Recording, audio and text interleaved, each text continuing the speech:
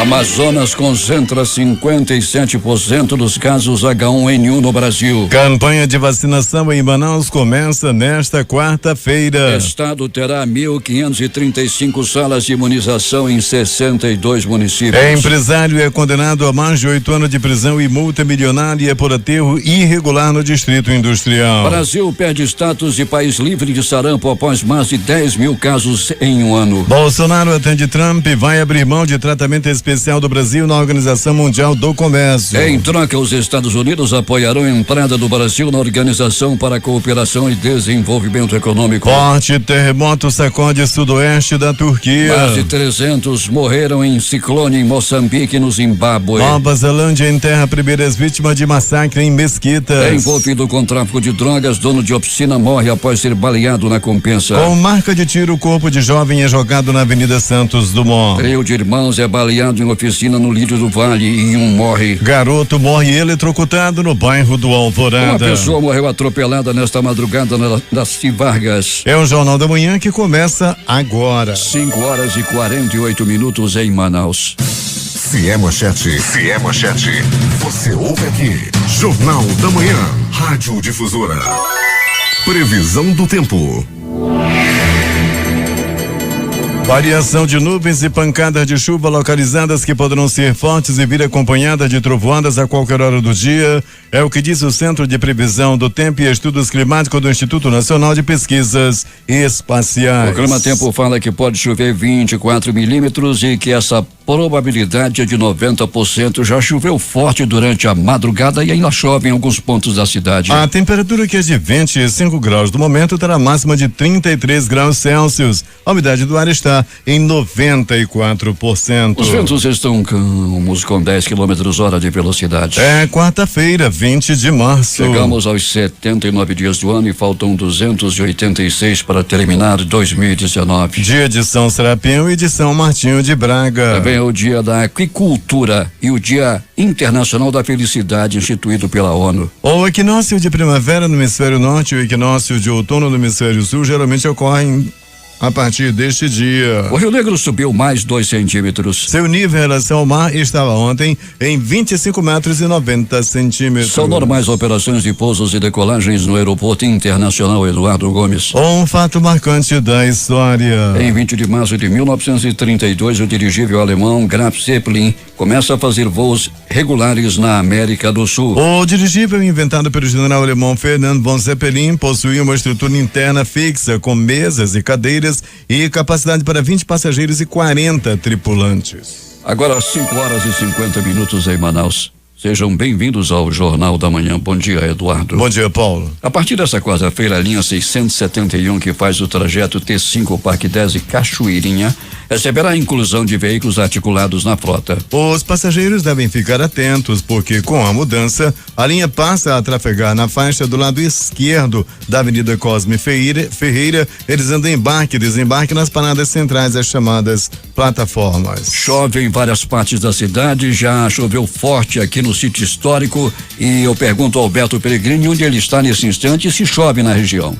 Bom dia, Paulo Guerra, bom dia, Eduardo Silva, ouvintes da Difusora. Paulo, estamos na zona leste da cidade, em proximidades do pronto-socorro João Lúcio. Já choveu muito forte por aqui, Paulo, porém agora a chuva já está indo embora. Está bem fininha, até aquele famoso chuvisco, Paulo, em alguma área das áreas aqui da zona leste da cidade. Passamos na zona norte também, na ocasião em que estivemos no Instituto Médico Legal, também chovia. Peregrini, a informação de que um poste está no chão lá na Avenida dos Oitis, 300 metros depois da Samsung, representando perigo para quem passa pelo local. Zé Paulo, ele também é conhecida como Eixo Norte-Sul, próximo também à rotatória do bairro Armando Mendes. Algum carro deve ter dado uma pancada nesse poste que está tombado, deve atrapalhar o trânsito daqui a pouco, Paulo, mas nas proximidades sim da Samsung, Distrito Industrial 2. Peregrini, estão roubando tudo na cidade. E imagine só que uma empilhadeira elétrica amarela, 4 horas, foi roubada da oficina mecânica localizada na Avenida Arquiteto José Henriques B. Rodrigues, número 805, bairro de Santa Etelvina, próximo ao Detran. A empilhadeira é modelo maximal. Quem souber o paradeiro, Peregrini, será gratificado com R$1.000 ou R$1.000. As informações podem ser dadas para esses telefones 4141 0800 ou 98411 6472. Não faltava mais nada, não é, Pellegrini? Pois é, né, Paulo? Eu lembro que uns 5 anos, uns 6 anos atrás, nós estamos aqui, né, que o camarada estava gratificando bem que encontrasse um trator que foi roubado também dessa área aí da zona norte da cidade. Agora uma empilhadeira, né, Paulo? Um rapaz não tá fácil para ninguém. Já roubaram o trator, agora estão roubando até empilhadeira.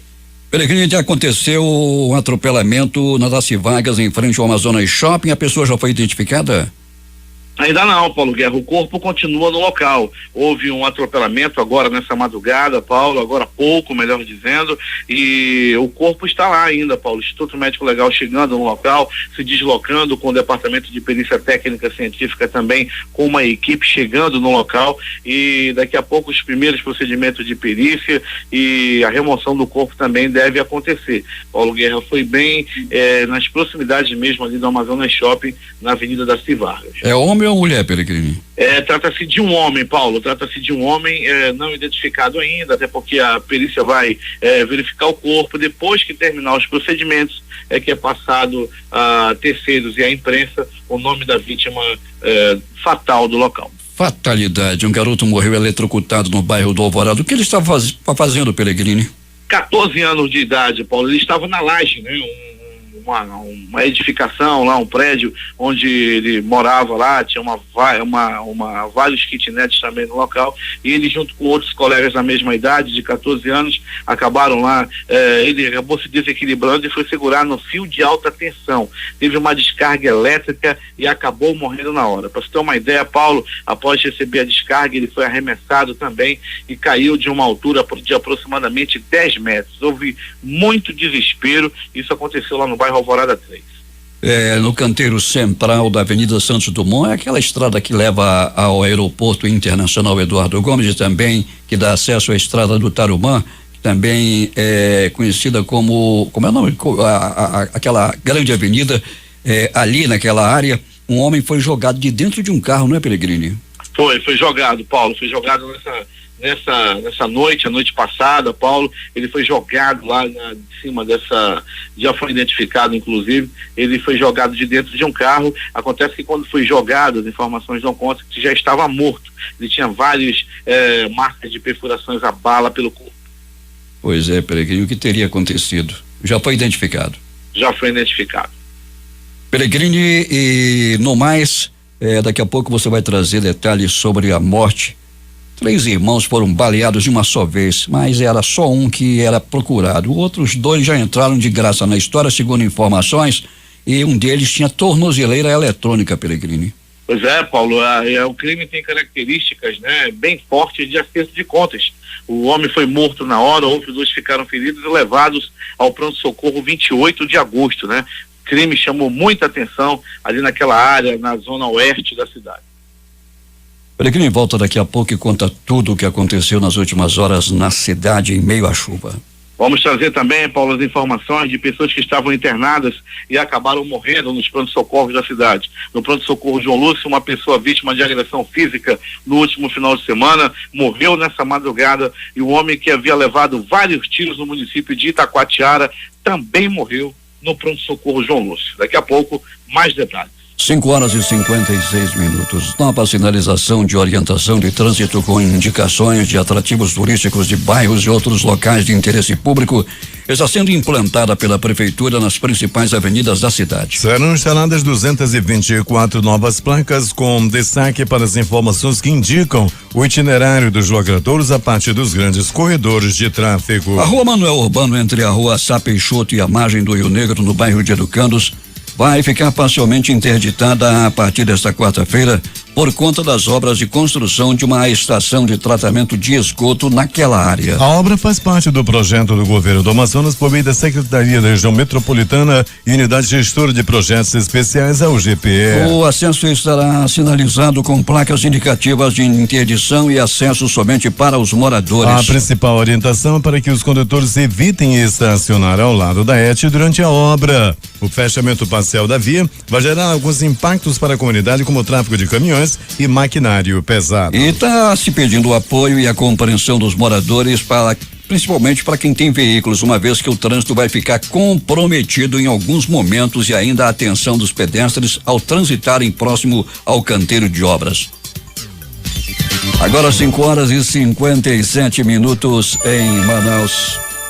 5 postos de combustíveis das zonas Centro, Sul e Oeste foram autuados ontem após denúncias do aumento do preço da gasolina. A Ouvidoria e Proteção ao Consumidor Procon Manaus. Fiscais do órgão municipal estão em diligência para apurar possíveis elevações de preços sem justa causa. Prática condenada pelo Código de Defesa do Consumidor em seu artigo 39, inciso 10. Ontem, por exemplo, 18 postos da capital começaram a vender o litro da gasolina a R$4,59. No ato fiscalizatório são analisadas as notas fiscais de compra e venda dos combustíveis, o fornecimento de notas fiscais aos consumidores, formas e condições de pagamento. Os postos de combustíveis autuados têm em 10 dias para apresentar a justificativa do aumento no valor da gasolina nos últimos dias. Independente da justificativa, serão autuados e a multa executada pela Procuradoria-Geral do município. O preço do diesel também amanheceu com novo preço em vários postos de Manaus. O Cine Manaus disponibiliza nesta quarta-feira 59 vagas de emprego nos postos da Avenida Constantino Neri, São Geraldo e do Shopping Felipe Dal, na Avenida Camapuã, Jorge Teixeira, a partir das 8 horas. Criada há um ano, a ouvidoria da Agência Reguladora dos Serviços Públicos Delegados do município solucionou 80% das demandas dos usuários referentes ao abastecimento de água, esgotamento sanitário, iluminação e transporte público. O restante ainda aguarda solução por parte da concessionária. Em 12 meses de operação, 925 registros foram contabilizados. Vamos saber o que está acontecendo lá em Manacapuru. Está chovendo aí, meu caro Zeg-Deg? Bom dia, Paulo Guerra, bom dia, Eduardo Silva, ouvinte da Difusora. Chove muito em Manacapuru e com certeza teremos ainda muita chuva durante o dia. Isso tudo pode causar problema aí para quem tem gripe e com certeza vai entrar nessa campanha de vacinação contra a influenza A H1N1 que começa hoje aqui em Manacapuru.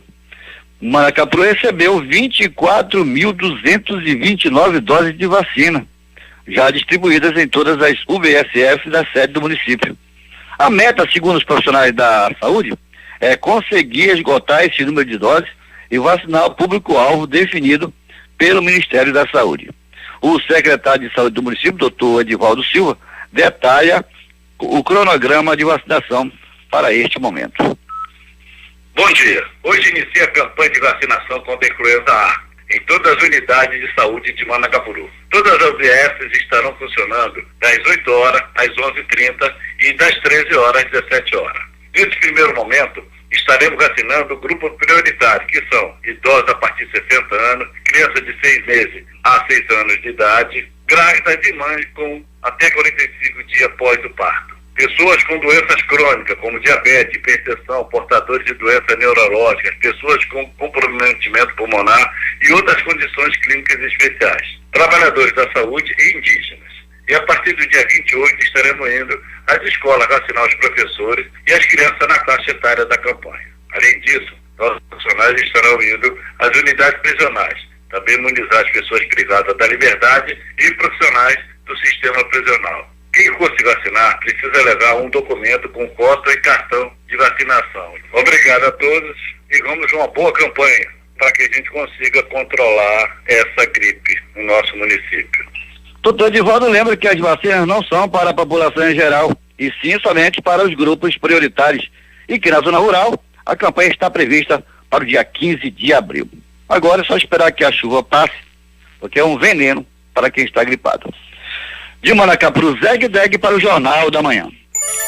6h05 em Manaus. Pela primeira vez desde que foi denunciado à justiça pelo Ministério Público Estadual acusado de estuprar a própria neta, o desembargador aposentado Rafael Romano estará cara a cara com a juíza Patrícia Chacon, que comanda o caso para interrogatório marcado para a próxima sexta-feira. Na vara especializada em crimes contra a dignidade sexual de crianças e adolescentes, 16 testemunhas de defesa e 8 de acusações já foram ouvidas. O processo é sigiloso. Damares Alves, que comanda o Ministério da Mulher, da Família e dos Direitos Humanos, visita Manaus e São Gabriel da Cachoeira no próximo dia 28, quando lança projetos em parceria com a Secretaria de Estado dos Direitos da Pessoa com Deficiência. Segundo Viviane Lima, titular da CEPED, o governo federal escolheu o Amazonas para ser pioneiro nas ações da pasta de Damares, voltadas para a pessoa com deficiência. O ministro do Superior Tribunal de Justiça, Luiz Felipe Salomão, será um dos palestrantes do Seminário Judiciário e o Mercado Imobiliário,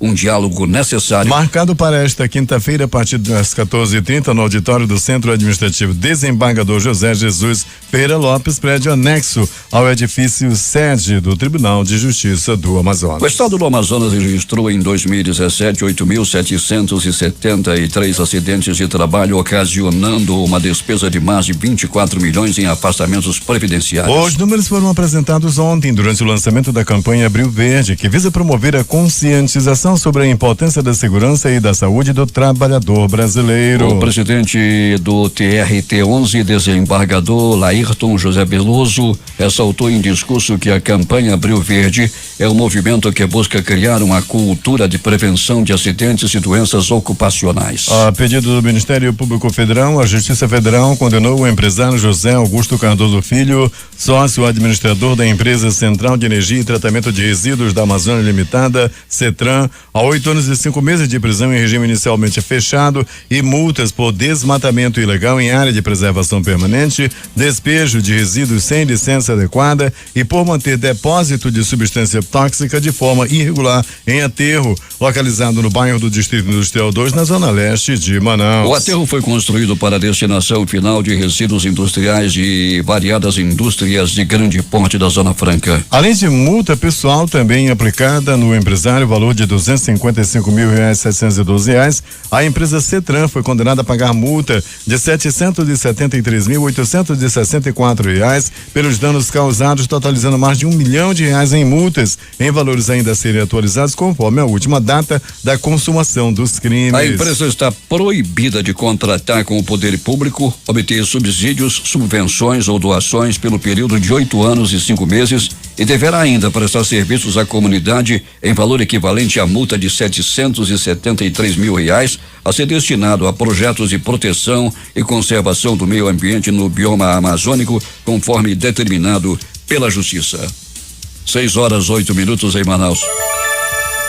O deputado Serafim Corrêa do PSB denunciou ontem mais uma tentativa de atingir a Zona Franca de Manaus. Segundo o parlamentar, há uma movimentação da Associação da Indústria Elétrica e Eletrônica, BNI, para atingir o polo de componentes de telefonia celular da Zona Franca de Manaus, que emprega 6.000 pessoas.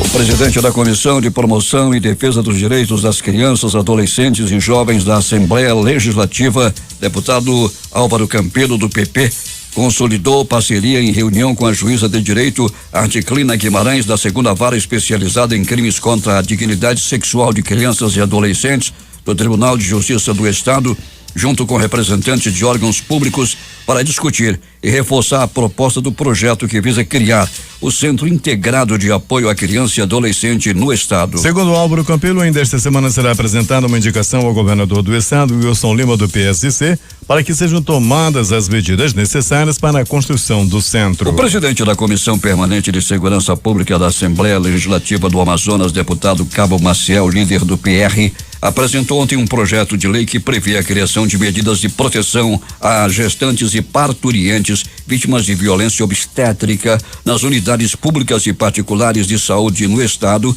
e a ampla divulgação da Política Nacional de Atenção Obstétrica e Neonatal. A Assembleia Legislativa retoma discussões sobre a instalação do polo ceramista do Amazonas movido a gás natural. A reportagem de J. Rai. A Comissão de Geodiversidade, Recursos Hídricos, Minas, Gás, Energia e Saneamento da Assembleia Legislativa do Estado promoveu na manhã de ontem a primeira reunião do grupo de trabalho que vai retomar os estudos e discussões sobre a utilização do gás natural pelas indústrias de cerâmica do Amazonas, começando pelos municípios de Iranduba Legislativa em Manacapuru. O projeto nasceu há 13 anos, mas segundo o presidente do Sindicato dos Ceramistas, Sandro Santos, a expansão urbana da região adiou os planos dos empresários do setor e impôs mudanças até mesmo na localização do futuro complexo. A priori era 100% município de Iranduba, a instalação na área do Janauari, onde teria a área para as fábricas, com a passagem do gás natural por dentro desta área e a utilização da área de várzea como exploração mineral. E a gente está fazendo um novo aqui, viabilidade, reajustando os estudos que já foram feitos, para que a gente faça novamente o novo projeto do Distrito Industrial, agora na divisa entre Iranduba e Manacapuru. O deputado estadual Sinésio Campos, do PT, que preside na Assembleia a comissão encarregada de tratar do tema com os órgãos governamentais, entidades civis e os empresários do setor ceramista, destacou os propósitos do grupo de trabalho. Primeiro, fortalecer junto com os órgãos a aplicação do Citygate que vem do gasoduto Urucucara em Manaus. Dia 22 de março será a reunião de planejamento para que no dia 4 de abril seja instalado o grupo de trabalho, reunir os órgãos de planejamento, prefeitura, Câmara de Vereadores e a classe empresarial dos dois municípios. O que queremos com isso? Gera emprego e renda aqui na região metropolitana com esses municípios envolvidos. Para o chefe do setor de recursos energéticos da Arsan, Agência Reguladora dos Serviços Públicos Concedidos do Amazonas, José Sálvio, o emprego do gás natural nas olarias vai pôr fim à enorme dificuldade enfrentada hoje pelos empresários do setor, principalmente no processo de queima de tijolos. Vimos a precariedade com que eles estavam utilizando a lenha do resíduo do polo industrial, até madeiras importadas de Roraima, também resíduos de madeira, e buscamos através do novo governo do estado, através do nosso presidente Acran Júnior, que fizéssemos um estudo sobre isso, mostrando a viabilidade desse gás atender essas indústrias cerâmicas. Com a colaboração de Marta Helena para o Jornal da Manhã, J. Rai. 6:12. O presidente da Assembleia Legislativa, deputado Josué Neto, do PSD, recebeu visita do presidente do Conselho Deliberativo do Serviço Brasileiro de Apoio às Micro e Pequenas Empresas, SEBRAE, e a diretora superintendente Lamice Cavalcante. Durante a visita foram tratadas possíveis parcerias entre as instituições em benefício da população. De acordo com Josué Neto, o SEBRAE esteve na Casa Legislativa para colocar à disposição todos os serviços que executa no Amazonas e, sobretudo, viabilizar parcerias para a interiorização do órgão. O mais importante de tudo é a interiorização. Nossos municípios do interior do Amazonas precisam muito dessas parcerias e da mão amiga, da mão estendida do setor público ou das parcerias público-privadas e também da parceria do Sistema S, onde o SEBRAE atua e atua já há décadas no estado do Amazonas, e a gente sabe o quanto é difícil trabalhar no interior do Amazonas, e o motivo todos sabem que é a questão da logística, da geografia do nosso estado. Além de parcerias, ficou acertado que o SEBRAE enviará à Assembleia Legislativa do Estado a minuta de um projeto de lei que visa diminuir os processos burocráticos para a abertura de novos negócios. A proposta é semelhante a um projeto que tramita na Assembleia Legislativa de São Paulo, como diz Josué Neto. Fazer com que esse processo burocrático seja diminuído. Então isso foi colocado aqui. Nós vamos receber a minuta do projeto paulista para nós adaptarmos à realidade amazonense e para que a gente possa encaminhar para as comissões técnicas permanentes e para a nossa procuradoria para ver de que forma legal nós podemos fazer. 6:14 em Manaus. Mais da metade dos casos de H1N1 do Brasil estão concentrados aqui no Amazonas, segundo informou o secretário nacional de Vigilância em Saúde, Wanderson Kleber de Oliveira, do Ministério da Saúde, durante a coletiva de imprensa realizada ontem à tarde na sede do governo. Em relação ao Brasil, o Amazonas concentra 57% dos casos. É uma situação atípica, por isso antecipamos a campanha. Geralmente ela começa no sul e sudeste por conta do inverno nesse período, relator Wanderson. O secretário nacional de Vigilância em Saúde veio a Manaus para participar da abertura oficial da campanha de vacinação contra a influenza, a gripe, que acontece hoje no Parque Municipal do Idoso. No total serão 1.530 35 salas de imunização nos 62 municípios do estado. Em Manaus, das 153 salas, 30 funcionarão com horário diferenciado em todas as zonas da cidade. Polícia.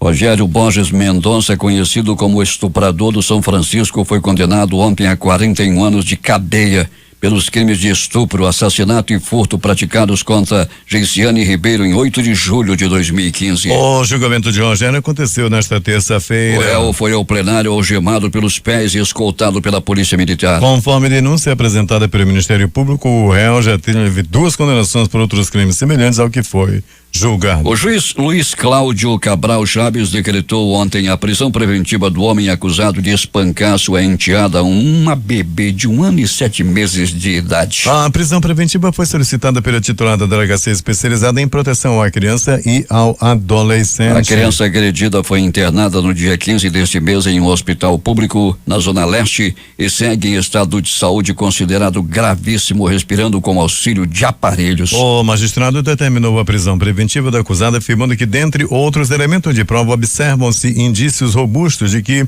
o acusado praticou os delitos, o que não pode ser ignorado na análise de uma medida excepcional, que é a prisão, disse o juiz. Agora 6h20 em Manaus, os acontecimentos da noite e agora pela madrugada, Alberto Pellegrini. Muito bem, Paulo Guerra e ouvintes do Jornal da Manhã. Paulo, movimentação tranquila nos pronto-socorros da cidade, pelo menos durante a noite. À tarde agitou um pouco mais, principalmente no pronto-socorro 28 de agosto, que na tarde de ontem recebeu 4 pessoas baleadas, 3 delas vindo do bairro da Compensa. À noite, no 28 de agosto, a movimentação foi tranquila, com apenas 2 atendimentos. Uma pessoa atendida por atropelamento e uma outra por agressão física. Já no pronto-socorro João Lúcio, no gigante da Zona Leste da cidade, Paulo Guerra e ouvintes do Jornal da Manhã, uma pessoa deu entrada vítima de uma paulada na cabeça. As primeiras informações dão conta de que ele foi agredido com um pedaço de perna manca e a briga teria começado num campo de futebol. Aquela pelada que começa lá pelas 4 da tarde, quando deu mais ou menos 18 horas, os 2 peladeiros se desentenderam e um deles deu-lhe uma paulada na cabeça do outro, que deu entrada no pronto-socorro João Lúcio. Outra pessoa que deu entrada no João Lúcio foi vítima de atropelamento, atropelada por uma moto, deu entrada por volta de 19h20, uma mulher de 22 anos de idade que teve várias escoriações pelo corpo, porém já está fora de perigo. Pronto socorro Platão Araújo, este também, Paulo Guerra e ouvintes do Jornal da Manhã, localizado no coração da Zona Leste da cidade, recebeu uma pessoa vítima de agressão física, foi murros, chutes, socos, pontapés e alguns bofetes. As informações dão conta, Paulo Guerra e ouvintes, de que esse homem apanhou devido a uma rixa com um homem que ele já tinha uma briga, e os dois acabaram se encontrando ontem e acabaram indo a vias de fato, ou seja, foram pra peia, e um deles acabou dando entrada no pronto-socorro Platão Araújo, vítima de pauladas pelo corpo. De polícia, moradores e comerciantes da área da Avenida Grande Circular estão pedindo melhor policiamento. Ontem, uma escola de curso profissionalizante foi invadida por 3 bandidos armados. Eles entraram no estabelecimento, entraram na escola e levaram tudo dos alunos: fones, celulares, bolsas, mochilas, e fugiram em um carro modelo Gol de cor branca, de placa até o presente momento não identificado. O proprietário do local ontem participou aí de entrevista. Ele não quis dar entrevista, passou apenas informações à imprensa e disse que o local já foi assaltado outras vezes. Isso aconteceu ali próximo à escola de samba A Grande Família, e teve aí muita movimentação, os alunos desesperados, os professores também, ao verem 3 homens armados entrarem na escola. Alunos de 13, 14 anos foram roubados ontem, assaltados, melhor dizendo, lá na Avenida Grande Circular, e os proprietários de comércio pedem um melhor policiamento no local. Agora, as notícias do Instituto Médico Legal. Saiba agora quem foi para a pedra nas últimas 24 horas. E atenção, Paulo Guerra e ouvintes do Jornal da Manhã, atenção, um homem que foi atingido por bala, foi baleado, levou tiro lá no município de Itacoatiara, foi no final de semana e desde então ele estava internado no pronto-socorro João Lúcio. Ele travava um verdadeiro duelo contra a morte, ele não queria morrer, mas a noite passada, o espadachim da morte foi mais forte e a vítima não resistiu aos ferimentos e morreu. Outro que morreu no pronto-socorro, Paulo Guerra e ouvintes, trata-se de um homem que sofreu agressão física no final de semana. Ele levou murros, chutes, socos, pontapés, pisões, bofetes e um dolorido rabo de arraia, além de várias pauladas pelo corpo. Desde então, ele também estava internado no pronto-socorro João Lúcio. A noite passada, ele também travou um verdadeiro duelo contra a morte. Ele não queria morrer. Mas a noite passada, ele não resistiu aos ferimentos e morreu. Morte no bairro da Compensa. Um homem foi morto e outros 2 ficaram feridos quando ocupantes de um carro de placa até o presente momento não identificado chegaram no local e atiraram várias vezes contra o corpo da vítima que usava a tornozeleira eletrônica. A vítima levou 4 balaços pelo corpo, agonizou por alguns momentos e acabou morrendo ainda no local. É mais um crime, é mais uma execução, é mais uma pessoa que morre no bairro da Compensa. Paulo Guerra e ouvintes do Jornal da Manhã. Um corpo de um jovem foi jogado de dentro de um carro na Avenida Santos Dumont, a famosa estrada do aeroporto. As primeiras informações dão conta, testemunhas afirmam que o carro ainda em movimento, em velocidade baixa, os ocupantes jogaram esse homem de dentro desse carro. Populares chegaram, avisaram a polícia, o SAMU também foi acionado, só que ele tinha várias perfurações de bala pelo corpo. Ele ainda foi jogado, as informações dão conta que quando foi jogado ainda respirava. Entretanto, logo após, ele não resistiu às perfurações. Ele não resistiu aos ferimentos e morreu. Paulo Guerra e ouvintes do Jornal da Manhã, uma tragédia, uma verdadeira tragédia na família do jovem José Roberto Murtinho Amoedo Neto, de 14 anos de idade. Esse garoto morreu eletrocutado à noite de ontem na Rua 5, no bairro do Alvorada 3.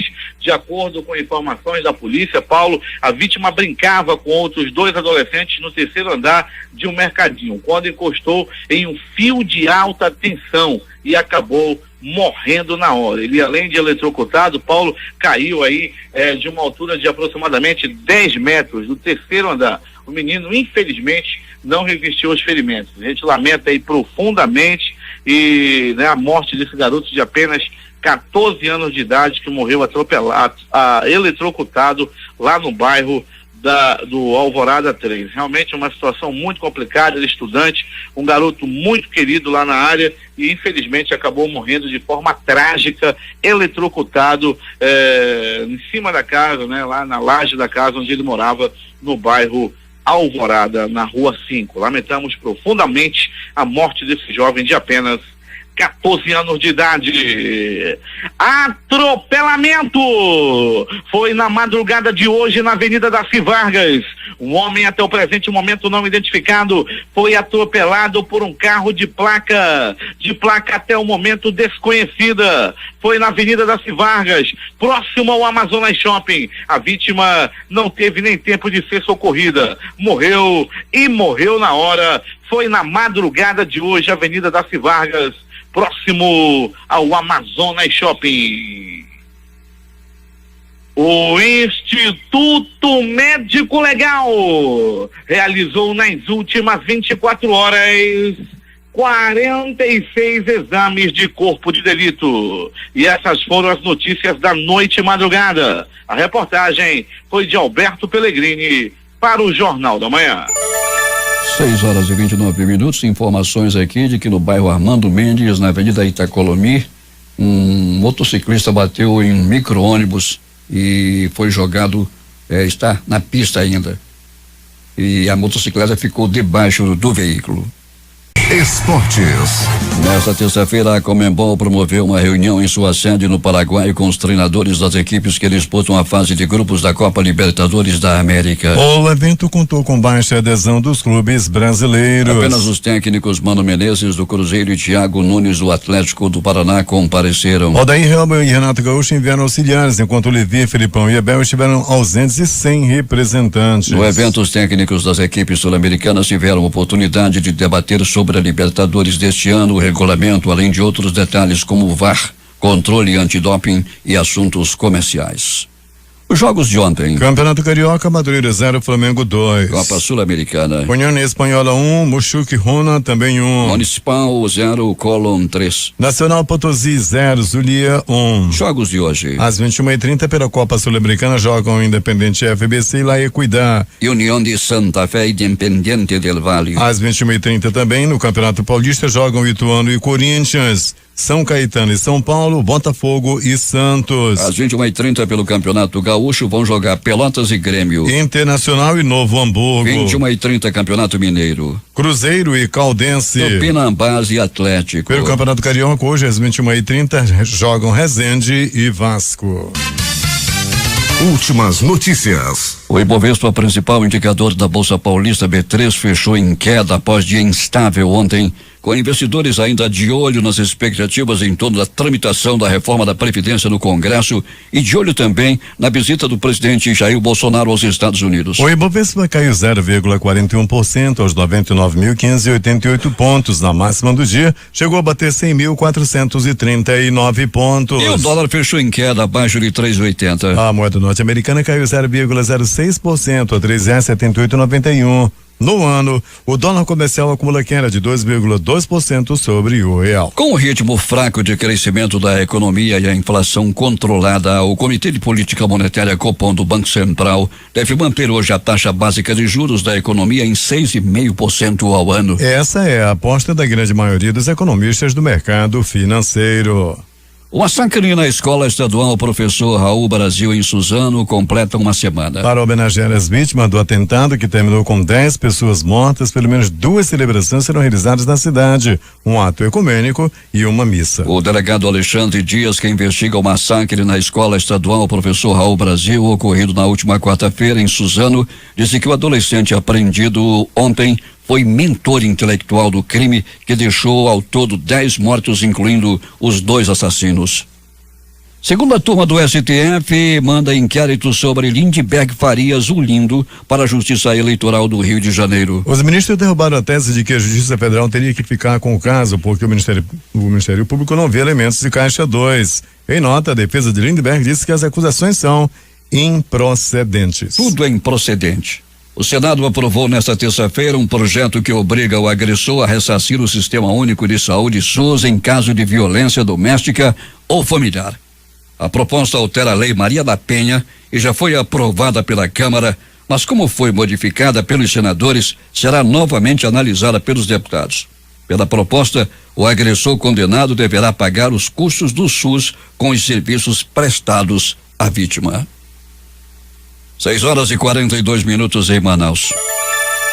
O Brasil perderá o certificado de erradicação do sarampo após a confirmação de mais um caso endêmico, ou seja, dentro do território brasileiro em 23 de fevereiro no estado do Pará. As informações foram divulgadas pelo Ministério da Saúde nesta terça-feira. O Ministério notificou o caso para a Organização Pan-Americana da Saúde e informou que já trabalha para controlar a doença e obter novamente o status de país livre do sarampo. O Brasil viveu um surto da doença em 2018 com mais de 10 mil casos registrados, especialmente aqui no Amazonas e em Roraima. A primeira-ministra do Reino Unido, Theresa May, retorna a Bruxelas, na Bélgica, para tentar modificar o acordo do Brexit junto aos líderes da União Europeia. Eles ainda aguardam alguma solução da Premier para resolver o quebra-cabeça e evitar um divórcio abrupto. Há 37 dias da data marcada para o Brexit, o acordo acertado entre May e o Bloco Europeu está em um beco sem saída. Em janeiro, o Parlamento Britânico disse não para o texto da primeira-ministra, principalmente por causa do mecanismo projetado para evitar uma fronteira na ilha da Irlanda, o backstop, item que a União Europeia se recusa a modificar. Um refugiado sírio e seu filho foram enterrados na Nova Zelândia nos primeiros funerais de vítimas do atentado contra 2 mesquitas em Christchurch. A multidão se despediu de Khalid Mustafa, de 44 anos, e de seu filho Hamza, de 15. Até o momento, apenas 6 corpos das 50 vítimas foram liberados pelas autoridades, que afirmam fazer o possível para acelerar as autópsias e a identificação das vítimas.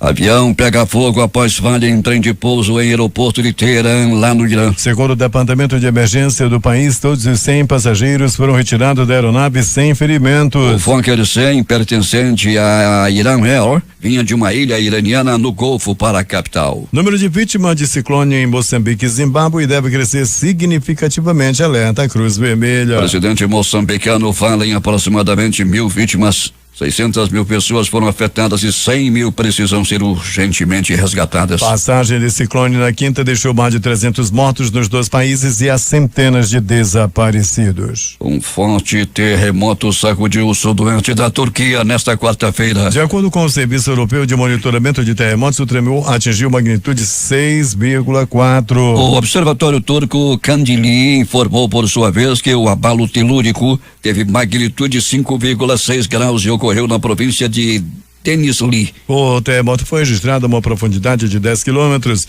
e sacudiu a região 8 quilômetros ao sul da região de Acipaiam. Agora 6h44.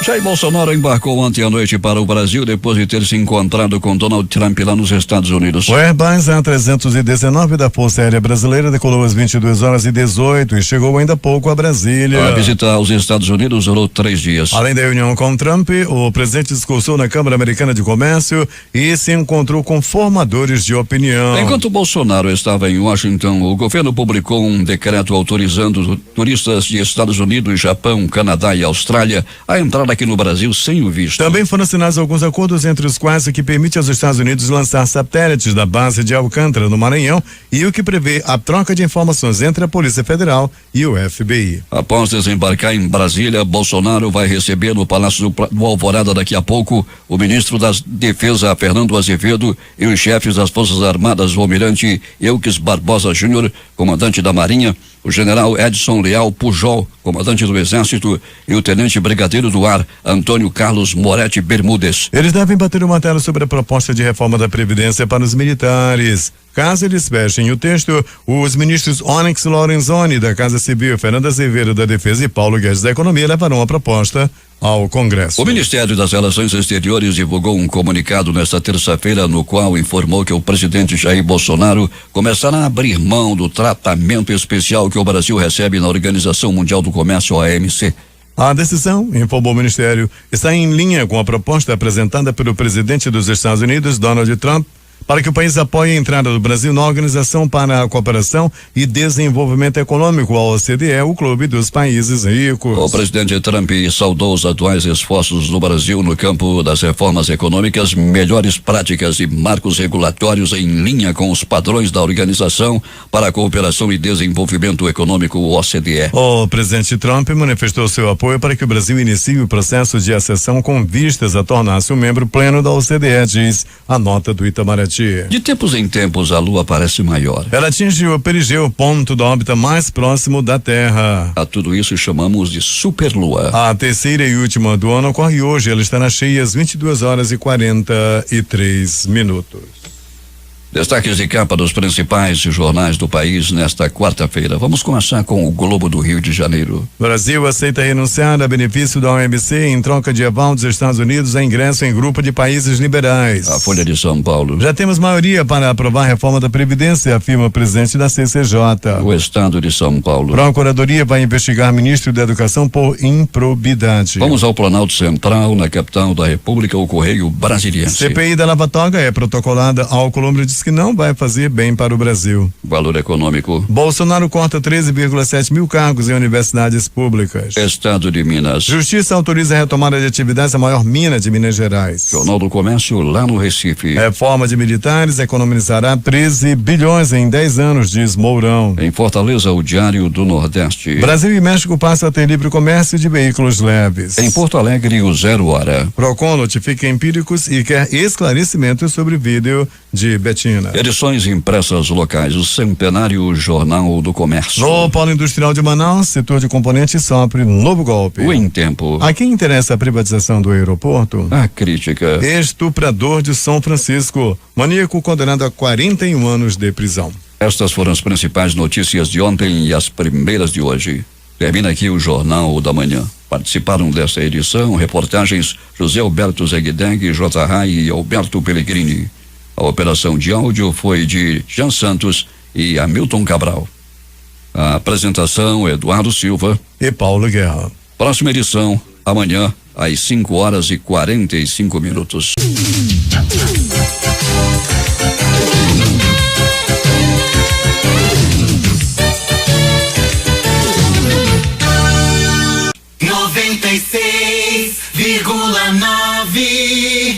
Difusora